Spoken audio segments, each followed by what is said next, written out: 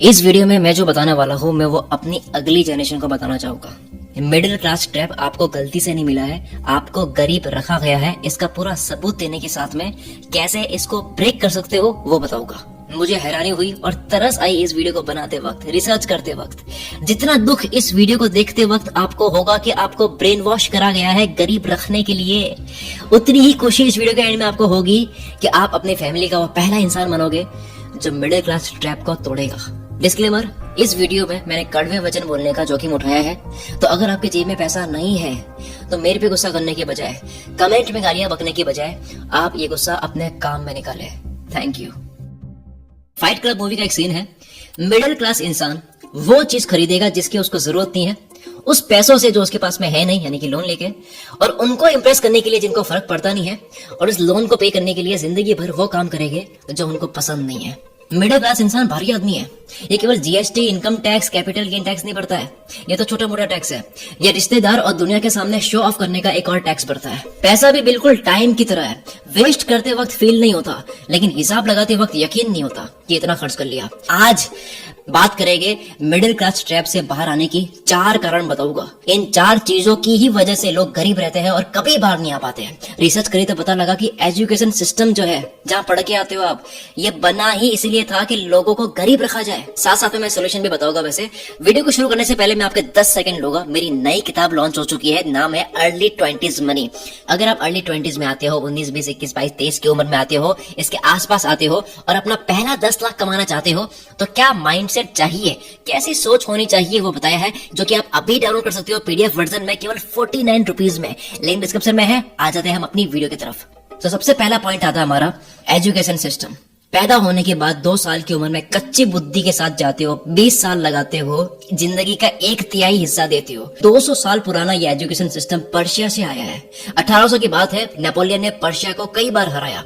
फिर पर्शिया के नेताओं ने और वहां के आर्मी के लोगों ने सोचा कि यार हम हार क्यों रहे। कारण इन्होंने पता लगाया कि हम इसलिए हार रहे हैं क्योंकि हमारे जो सोल्जर्स हैं वो इंडिपेंडेंट बहुत ज्यादा सोचते हैं, वो अपने बारे में सोचते हैं, उनकी खुद की सोच है, वो फ्री थिंकर्स है, और ये बहुत बड़ी वजह है हमारे हारने की। तो इनको डिसिप्लिन में के लिए, ओबीडियंट बनाने के लिए, कि बस ये बात माने गुलाम की तरह, इसके लिए सिस्टम बनाया गया स्कूलिंग सिस्टम, जिसको फैक्ट्री मॉडल स्कूल कहते हैं। पहली बार बनाता ही है। उसके बाद में हुआ ये कि यह दुनिया में 1900 के आसपास इंडस्ट्रियल रेवोल्यूशन आया, बड़ी बड़ी फैक्ट्रीज बनने लगी। फैक्ट्री के मालिकों को नौकर और हुक्म मानने वाले लोगों की जरूरत पड़ी, और नौकर बनाने का सिस्टम ऑलरेडी बन चुका था जो पर्शिया ने बनाया था 1800 के आसपास। फिर उसी स्कूलिंग सिस्टम से लोगों ने नौकर बनाए, क्योंकि उस वक्त के फैक्ट्री के ओनर, अरबपति, कैपिटलिस्ट लोग ऐसे वर्कर्स की डिमांड कर रहे थे। जॉन डी रॉकफेलर, जो उस वक्त के सबसे अमीर इंसान, इन्होंने इस सिस्टम को फंड करा और बोला कि भाई ये पैसे मेरे से लेते रहो, लेकिन ये वर्कर्स तैयार करके मुझे देते रहो। एग्जैक्ट इनके वर्ड्स थे, I don't want thinkers, I want workers. मुझे सोचने वाले लोग मत दो, मुझे गुलाम की तरह काम करने वाले लोग दे दो बस। जितने भी कैपिटलिस्ट लोग, बड़े लोग, इनको इंडिपेंडेंस लोग नहीं चाहिए, नहीं तो लोग सिस्टम के अगेंस्ट जाएंगे, लोग खुद का कुछ सोचेंगे। आज तक भी हर जगह, इंक्लूडिंग इंडिया, हर जगह यही फैक्ट्री मॉडल स्कूल चलता है, जहां बच्चों को एज ए रॉ मटेरियल बेचते हैं स्कूल में, उनको ठोक के डिसिप्लिन में लाते हैं और वर्कर बना के कंपनी में बेचते हैं। इसी कारण से आप देखोगे सिस्टम में फाइनेंस लिटरेसी नहीं पढ़ाई जाती है, टैक्सेशन, धंधे की समझ।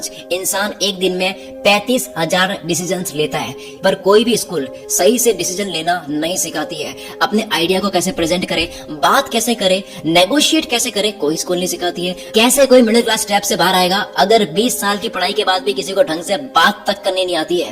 कोई भी एजुकेशन सिस्टम आपको मिडिल क्लास बाहर आने का रास्ता नहीं बताता, आपको खुद करना होता है। आप दुनिया में नजर डालोगे, सारे लोग सेल्फ टॉट है, खुद से सीखते हैं। रॉकेट साइंस जैसी चीज को किसी ने अगर खुद से सीख लिया, इलॉन मस्क, रॉकेट साइंस सबसे टफ चीज है, उसको अगर किसी ने खुद से सीख लिया है, और वो कहता भी है कि आपको दुनिया में कुछ भी सीखना है खुद से सीख सकते हो, आपको कॉलेज डिग्री की जरूरत नहीं है। You don't need college to learn stuff, okay? Everything is available basically for free. आप कोई बोले यार डॉक्टर, सीए, लॉयर, ये तो कहीं जाकर ही सीखना होगा, तो आप हाइब्रिड करो, आप कॉलेज जाओ, डिग्री लो, लेकिन वहां से जो भी मिल रहा है वो बोनस है, लेकिन साथ में सेल्फ टॉट बनो। अब मैं जो बोल रहा हूँ उस पर ध्यान देना। 2030 तक 40% जॉब चली जाएगी एआई की वजह से। लेकिन एजुकेशन आज भी हमारा 200 साल पुराना है। सबसे फीस ली जा रही है लाखों की, ये बोलते हुए कि आपको गारंटी जॉब मिलेगी। किस चीज की गारंटी? लोगों को जॉब की गारंटी चाहिए भाई, कंपनियों की गारंटी नहीं है। 2030 तक पता नहीं कितनी कंपनी डूब जाएगी और लोग इस सिस्टम में जाने के लिए 30 से 40 लाख रुपए लगाते हैं। फिर उसी एजुकेशन लोन को चुकाने के लिए वो कंपनी में जॉब करते हैं। जब तक उसका पढ़ाई का लोन चुकता है वो कंपनी का गुलाम बन चुका होता है, उसको अपनी नौकरी से नफरत हो चुकी होती है। एंड कॉन्ग्रेचुलेशंस, इसी मैट्रिक्स सिस्टम की मैं बात कर रहा हूँ। ये एक बाय डिजाइन बनाया गया है। सोल्यूशन 1, पढ़ाई करो, डिग्री लो, सब करो। आपको इंसान डॉक्टर बनना चाहता है, घर बैठ के नहीं बनेगा ऑब्वियसली, लेकिन पढ़ाई के साथ में असली थिंकर बनो, क्रिटिकल सोचना सीखो। कंप्यूटर साइंस लिए है तो सॉफ्टवेयर बनाना सीखो, ना कि बॉस की बात मानने वाला केवल एक रोबोट। अगर एमबीए करिए तो धंधे करने की समझ सीखो, रियल वर्ल्ड से भी, ना कि केवल 40,000 कमाने वाला केवल एक मैनेजर। दूसरा सोल्यूशन, सेल्फ टॉट बनो। खुद से आप दुनिया की कोई भी स्किल सीख सकते हो। जोश कॉफमैन अपने 20 घंटे का फॉर्मूला बताते हैं कि आप 20 घंटे में दुनिया की कोई भी स्किल, उसका सबसे इंपॉर्टेंट पार्ट आप सीख सकते हो। इन्होंने यही बात अपनी स्पीच में साबित करके भी बताया कि आप 20 घंटे में दुनिया की कोई भी चीज खुद से सीख सकते हो, उसका सबसे इंपॉर्टेंट पार्ट आप जान सकते हो। तीसरा सोल्यूशन है, मार्केट में कुछ भी आता है अडॉप्ट करना सीखो, काम में लगाना सीखो। रियल एजुकेशन स्कूल के बाहर है। अपने आप को जिंदगी भर का एक स्टूडेंट मानो। कोई यहाँ पर किसी का बॉस नहीं है, कोई यहाँ पर प्रिंसिपल नहीं है, कोई यहाँ पर टीचर नहीं है। सबसे बड़ा बॉस मार्केट है, सबसे बड़ा बॉस कस्टमर है। दुनिया में एक ही रूल चलता है, डिमांड एंड सप्लाई। अगर आप डिमांड पता करके किसी और से अच्छी सप्लाई दे देते हो, कैश आपके पास आएगा और cash flow is the king, जो हमने जान लिया है। रियल खुशी बैंक अकाउंट बैलेंस को देखने में, डिग्री के परसेंटेज देखने में नहीं। चौथा सोल्यूशन, अर्ली एज में 16, 17, 18, 19, 20 की एज में ही पैसा कैसे काम करता है वो समझो। Rich dad poor dad, psychology of money, think and grow rich, how to think like Leonardo da Vinci, ऐसी और भी कई बुक्स है, पता लगाओ, पढ़ो। यूट्यूब, इंस्टाग्राम पे ऐसे पेजेस फॉलो करके अपने आप को घेर के रखो जो रियल नॉलेज की बात कर रहे हैं, जो पैसों की, दुनिया की, प्रैक्टिकल नॉलेज की बात करते हैं। ये पूरा था एजुकेशन का, हम इससे बाहर निकलते हैं। अब दूसरे कारण पे आते हैं, और ये दूसरा कारण मैं सबसे एग्रेसिवली बोलना चाहता हूँ। इसी कारण की वजह से समझदार, होशियार इंसान भी अपनी 35 की उम्र में, 40 की उम्र में आने के बाद में बहुत बड़ा पछतावा करता है कि मैंने ये गलती कर दी। सबसे ज्यादा अगर कोई पीछे रहा है पैसे कमाने से, अमीर बनने से, मिडिल क्लास ट्रैप से बाहर आने से, तो वो ये कि उसको दुनिया में हर जगह एक्टिव होना है।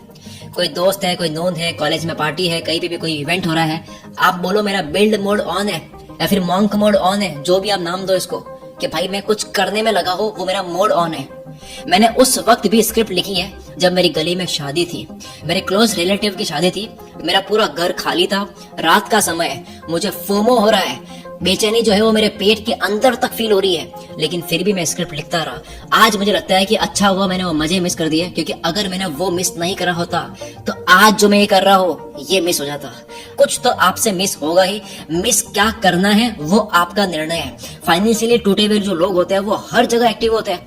चांद पे फंक्शन रख दो, आप वहां चले आएंगे, उनको फोन करो, हाँ क्यों नहीं आएंगे, आपने बुलाया तो बिल्कुल आएंगे, लेकिन इनके रूम में जो टेबल चेयर है, खड़े होकर वहां जाके बैठ के काम करने की हिम्मत नहीं हो रही है। इतना नहीं चल पा रहे हैं, उतना चल लेंगे, लेकिन डायरेक्ट मना करना नहीं आता है। बोलो भाई मेरा बिल्ड मोड ऑन है, मेरा एक मोड है वो ऑन है, प्लीज सपोर्ट मी, मेरा करियर है, मेरी जिंदगी है, आई कैन नॉट कम, अभी नहीं आ सकता, फिर कभी आऊंगा फुल मोड में। अगर इतनी बात किसी को समझ नहीं आती है तो वो आपका रिश्तेदार नहीं है, वो आपका रिलेटिव नहीं है। अमीर लोग इजी टू फाइंड होते हैं, हार्ड टू रीच होते हैं। इजी टू फाइंड, अभी इनके बारे में कुछ जानना है, सर्च करो, सब मिल जाएगा। Easy to find, hard to reach, कोई भी रीच आउट नहीं कर सकता। अभी इनको कॉल करके इनका 1 घंटा आप खा नहीं सकते। ये अपने टाइम को प्रोटेक्ट करते हैं। अगर आप अपना टाइम प्रोटेक्ट नहीं करोगे, यस यस बोलकर हर जगह एक्टिव रहोगे, तो एक दिन कोई अमीर जो अपना टाइम प्रोटेक्ट कर रहा है वो आपको हायर करेगा, काम पे लगाएगा। कोई मुझसे पूछता है यार कि शकील मुझे कोई इंटरनेट से पैसे कमाने के तरीके बता, यूट्यूब पे कैसे करते हैं बता। मैं सारा बताता हूँ, आधा घंटा देखे पूरा। फिर जब 10 दिन के बाद में वो बंदा मुझे फिर से मिलता है, मैं पूछता हूँ कहानी कहाँ तक पहुंची, आपको मैंने बताया था सब कुछ, तो वो कहता है यार थोड़ा सा ना इधर हो गया था, थोड़ा ना उधर हो गया था। मेरे सिटी के अलावा बाकी जितने दोस्त हैं वो सब मेरे से बात करते करते अपने मिडिल क्लास ट्रैप को तोड़ चुके हैं, लेकिन मेरी ही गली, मेरे ही टाउन के जो लोग हैं मुझसे बात करके अपने मिडिल क्लास ट्रैप को तोड़ नहीं पा रहे। क्यों? क्योंकि इनको पूरी दुनिया चलानी है। तीसरा कारण, शादी एक दिन सबको करनी है। 4 लाख करोड़ की जो इंडस्ट्री है आपको बेवकूफ बना रही है। आप महंगी शादी करते हो, शो ऑफ करते हो, 10 साल की फिर ईएमआई भरते हो, फिर कुछ नहीं कर पाते हो, क्योंकि पहले लोन तो चुके हैं, फिर बात समझ आएगी मिडिल क्लास से बाहर कैसे आए। लोग 30-40 लाख की शादी करते हैं, 30 दिन के बाद लड़ाई हो जाती है, दोनों पार्टी मुंह लड़का के बैठी है। समझ नहीं आ रहा कि शादी टूटने का डर है या पैसे खर्च होने का दुख है। आपको पता है इंडिया में सबसे सस्ती शादी किसने करी है? मुकेश अंबानी ने अपने बेटे की, उनके नजरिए से सोचो, सिर्फ रिलायंस कंपनी की बात करो, उस कंपनी के 5 दिन की जो कमाई थी उतना खर्चा करा है केवल। या इंडियन फैमिलीज पूरे साल में जितना नहीं कमाते हैं उतना शादी में खर्च करते हैं। 1977 की बात है, देश में गरीबी थी, गवर्नमेंट ने शादी में गेस्ट को बुलाने की लिमिट सेट कर रखी थी, 25 से ज्यादा आप बुला नहीं सकते, शो ऑफ मना था। ऐसा भी था कि खाना नहीं है, आइसक्रीम खा के जाओ, घर जाके खाना खाओ। किसी ने अगर 200 गेस्ट बुला दी तो फाइन भरना होता था, कानूनन अपराध था, पत्रिका पे लिखा होता था कि भाई इतने ही लोग आना वरना मरवाओगे हमें। लेकिन फिर 1991 में हमारा देश लिबराइज्ड हुआ, फॉरेन कंपनीज आने लगी, सक्सेस, पैसा, फैक्ट्री, कंपनी, ये सब होने लगा, शो ऑफ की दुनिया थोड़े से स्टार्ट होने लगी। और सबसे बड़ा इम्पैक्ट सिनेमा का। बॉलीवुड तो शुरू से बनाते आ रहा है, आज भी बना रहा है मिडिल क्लास लोगों को। कोई गुटखा बेच रहा है, कोई सट्टा बेच रहा है। तो गानों और बॉलीवुड की शादी का फर्क हमारे ऊपर पड़ा, दिल वाले दुल्हनिया ले जाएगी टाइप मूवी का हमारे ऊपर फर्क पड़ा। शादी धीरे धीरे जो है वो महंगी होने लगी। आज 2022 में एवरेज शादी इंडिया में 25 लाख रुपए की होती है। सुनना, 25 लाख रुपए की होती है। 2024, 2 ही साल के बाद में ये एवरेज शादी अब 36 लाख रुपए की होती है। अब जिसके पास पैसे है वो करे, लेकिन बाकी लोग प्रेशर में आके लोन ले रहे हैं। 30,000 कमाने वाला ऐसा तो नहीं है कि पूरे की ईएमआई भरेगा, 15,000 से घर चलाएगा जो चलता नहीं है, फिर 15,000 की ईएमआई भरेगा, तब जाके उसको 20 लाख के लोन को चुकाने में 10 साल लगेंगे। शादी के बाद के सबसे अच्छे मोमेंट्स तो इसने लोन में दे दिए। बेस्ट टाइम जो बिताना था उसको अपनी वाइफ के साथ, वो तो टेंशन में बिता रहा है। पहले स्कूल के सिस्टम से कोई कम खराब हुए थे, जब शादी के बाद 10 साल यहाँ खराब होना था। लोगों को इंस्टाग्रामेबल शादी चाहिए। अब ये इंस्टाग्रामेबल क्या है? 10,000 से 5 लाख की कोटेशन आती है फोटोशूट की, प्रॉपर फोटोग्राफी होती है, उसको इंटरनेट पे दिखाते हैं। अब ये जो शो ऑफ का टैक्स है वो केवल गली में नहीं भरा जाएगा, पूरी दुनिया को दिखाने का शो ऑफ टैक्स भरा जाएगा। इंडिया में हर साल कितनी शादी होती है? मैं जब रिसर्च करी मुझे लगा गलत है यार ये, पर हर साल 1 करोड़ शादी होती है। आप सुन रहे हो, 1 करोड़। कितने लोग हैं कैपेसिटी है 36 लाख की शादी करने की?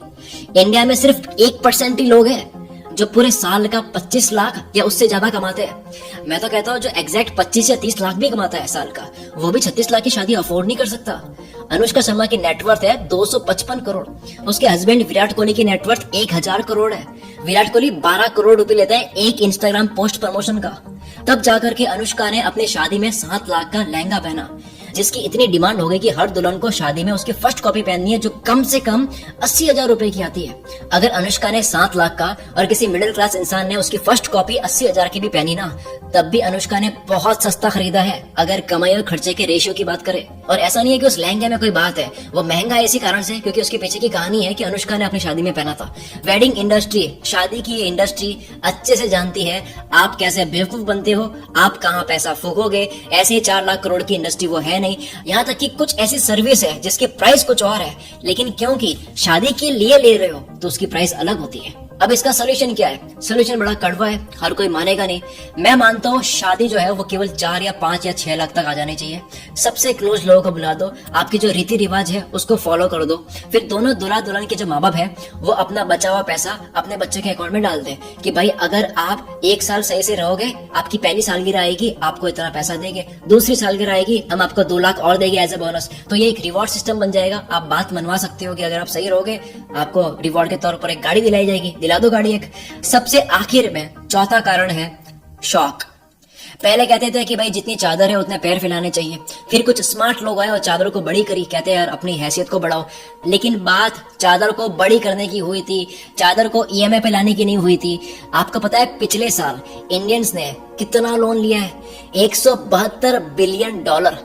1 बिलियन होता है 8,500 करोड़ रुपए, 172 बिलियन होता है 15 लाख करोड़ रुपए। 11 महीने में हमने बैंक से लोन लिया है। और इस पैसों से क्या लिया जाता है हम सबको पता है। 2017 में 30 लाख आईफोन बिके थे इंडिया में। 2022 में कुछ ही साल के बाद में ये नंबर पहुंच के आ जाता है 1 करोड़ 20 लाख आईफोन्स बिके 2022 में। पता है कितना आईफोन लोन पे लिए गए? 84 लाख आईफोन। 70%, 100 में से 70 लोग ईएमआई पे ले रहे हैं, यानी कि अफोर्ड नहीं कर सकते वो। 27% लोग वो है जो ट्रेवल कर रहे हैं लोन के पैसों से। अगर आप अपना ट्रेवल अफोर्ड नहीं कर सकते, घर रह के पहले पैसे कमाओ ना यार। आपको नहीं लगता ये लोन की industry, instant loan, personal loan, इसके कॉल कुछ ज्यादा ही आते हैं। बजाज फाइनेंस जो उधार देती है, इस कंपनी की ग्रोथ आसमान छू रही है। जे कर्व बन चुका है, आप ग्राफ देखो। जो भी उधार देने वाली इंडस्ट्री है सारी ग्रो कर रही है। इनफैक्ट आपके सिटीज में अनऑफिशियल तरीके से लोन देने वाले लोग भी बहुत मिल जाएंगे। 10 साल पहले की बात है, मुझे 1 लाख बहुत बड़ा लगता था। 40,000 मेरे को लगता था यार इतनी ज्यादा फीस है मेरे कॉलेज की। आज 80,000 1 लाख का फोन लेके 2 साल में उसको कचरा करके बेच देते हैं। चलो 2019 की भी बात करें, मैंने पहली कार जब ली थी अपनी, वैसे कैश में ली थी, तब तक भी गाड़ी लेना एक बात होती थी। कुछ ही सालों में ऐसा हुआ है कि कार लेना बहुत कॉमन हो चुकी है। और ऐसा नहीं है कि केवल जरूरत खत्म हो जाए ऐसी कार ली जाए। एसयूवी कार जो 20-30 लाख रुपए की आती है वो कॉमन हो रही है। आज की डेट में 43% मार्केट एसयूवी कार की है। हर साल 2.5 करोड़ कार इंडिया में बिकती है, जिसमें से 80% फाइनेंस होती है। कैसी वाली फाइनेंस होती है? 90% पैसा फाइनेंस होता है। यानी अगर 10 लाख की कार है तो पूरा 9 लाख फाइनेंस हो रहा है। देखो, कार लेना एक हैप्पीनेस है, एक खुशी है, मानते हैं, पर प्रॉब्लम तब शुरू होती है जब ये रिपोर्ट सामने आती है कि 2019 में टोटल कार जितनी बिकी है उसमें से 3.5% कार सनरूफ वाली थी। ठीक है, अब 2023 में ये बढ़कर जितनी कारें बिकती है उसमें से 26% सनरूफ वाली कार होती है। दिक्कत कहाँ पे है? दिक्कत यहाँ है कि ये जो 100 में से 26 कारें सनरूफ वाली ली जाती है, इसमें दिक्कत ये है कि फोर्ड की रिपोर्ट ये कहती है कि ज्यादातर ठंडे देश जो होते हैं जहां सनलाइट कम होती है वहां के लोग सनरूफ ले रहे हैं। जैसे नॉर्वे में 15% लोग लेते हैं, फ्रांस में 11% लेते हैं, जर्मनी में 10% लेते हैं। ठंडे देश है। और जो हॉट कंट्रीज है जहां पर गर्मी ज्यादा पड़ती है वो कंट्रीज सनरूफ वाली कार लेना कम पसंद करते हैं। जैसे कि स्पेन में 5% है, इटली में 3% है, ग्रीस में 2% ही केवल। उससे ज्यादा गर्मी हमारे देश में पड़ती है। फिर भी इकलौता इंडिया में ही ऐसा होता है कि 26% सनरूफ वाली गाड़ियां हम खरीदते हैं, जो कि ये दर्शाता है कि इंसान उस चीज की ईएमआई भर रहा है जिसको खरीदने का उसको मतलब भी नहीं पता। प्रॉब्लम तो तब भी नहीं है अगर आपके पास बहुत पैसा है। ईएमआई अगर आप आराम से दे पा रहे हो फिर तो फॉर्च्यूनर लो, इंडिया की सबसे फेमस कार है। हर साल 11,000 लोग फॉर्च्यूनर लेते हैं। आपके पास पैसा हो तो लो, 22 लाख रुपए की कार आती है, क्या 40 लाख की आती है? 18 लाख रुपए आप गवर्नमेंट को टैक्स देते हो। 40 लाख तब होते हैं जो टोयोटा कंपनी है जिसने फॉर्च्यूनर बना के आपको बेची है, केवल उस कंपनी ने 40,000 रुपए कमाए हैं। तो अगर 18 लाख टैक्स भर के 22 लाख की गाड़ी लेनी है, जिसका ब्याज अब तक मैंने बताया नहीं है, अगर लोन पे ले रहे हो, मैं यहाँ पर अंकल नहीं बन रहा हूँ कि पैसे मत उड़ाओ, चादर बड़ी करो, लेकिन चादर को लोन पे लाना, फिर ईएमआई पे रोना। शादी, एजुकेशन, फोन, कार, ये सब कुछ लोन पे होने की वजह से मिडिल क्लास ट्रैप से बाहर आ पाते नहीं है। लेकिन ये सारी इंडस्ट्री जो आपको लोन में घुसा के रख रही है, जो आपको ट्रैप में फंसा रही है, वो इंडस्ट्री ऊपर जा रही है सारी की सारी। चाहे शादी की इंडस्ट्री हो, चाहे एजुकेशन की इंडस्ट्री हो, चाहे ऑटोमोबाइल की इंडस्ट्री हो, चाहे फोन की इंडस्ट्री हो, एंटरटेनमेंट के तरीके इतने बढ़ चुके हैं, क्रेडिट कार्ड बहुत कॉमन हो चुका है। नो कॉस्ट ईएमआई के चक्कर में हम ऐसे प्रोडक्ट खरीद रहे हैं जिनकी जरूरत नहीं है। नेटफ्लिक्स पर एक डॉक्यूमेंट्री देखना, आप देख ली सबने, सैयारा, वॉर 2, कचरा देख लिया बॉलीवुड का, दे दिया उनको कई 100 करोड़ का बॉक्स ऑफिस। अब बाय नाउ डॉक्यूमेंट्री देखना, इस डॉक्यूमेंट्री को देख के तोते उड़ जाएंगे आपके। इसमें बताया कि कैसे प्रोडक्ट की एक्सपायरी बनाई जाती है, कैसे मोबाइल को बाद में स्लो करा जाता है, जिसको आप फेंक देते हो नया लेते हो, कैसे प्रोडक्ट के अंदर सेटिंग करी जाती है कि वो बाद में चलना बंद हो जाए। सोल्यूशन सिंपल, आपको पता है, कोई भी चीज 2 बार खरीद सकते हो, तभी उसको खरीदो। ईएमआई से बचो, और अगर ईएमआई स्टार्ट करनी है तो बहुत इजीली आपसे पे हो जानी चाहिए, ऐसी ईएमआई करो। प्रोडक्ट की नॉलेज आपको होनी चाहिए, सिर्फ महंगा है इसलिए वो अच्छा नहीं है। कुछ प्रोडक्ट की एक समझ और एक नॉलेज अचीव करने के बाद एक अच्छी रिसर्च करके वो खरीदो कि आपको लगे यार कि मैं बेवकूफ नहीं बना। स्मार्ट डिसीजन लो। अगर इस वीडियो को देखने के बाद आपको लगता है कि यार ये बंदा हमारी लाइफ में कुछ तो वैल्यू ऐड करता है, और आज की वीडियो थी भी पैसों के ऊपर, तो मेरी नई किताब लॉन्च होती है इसी वीडियो के साथ, the early 20s money.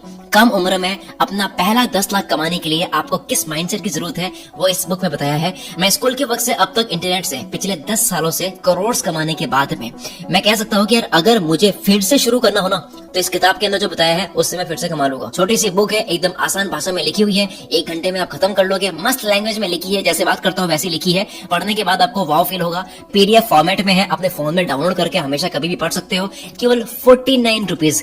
Guys come on, केवल 2 कप चाय की प्राइस है ये। लिंक डिस्क्रिप्शन में है। मिलते हैं अगली वीडियो में। इस टाइप के नॉलेजेबल प्रोडक्ट्स खरीदकर आप अपने ज्ञान को भी बढ़ाते हो और मेरे कंटेंट की जर्नी को सपोर्ट भी करते हो। Thank you so much. मिलते हैं अगली वीडियो में। Wish you all the very best. मैं शकील कुल मित्र से आपके सपनों को सपोर्ट करता हूँ।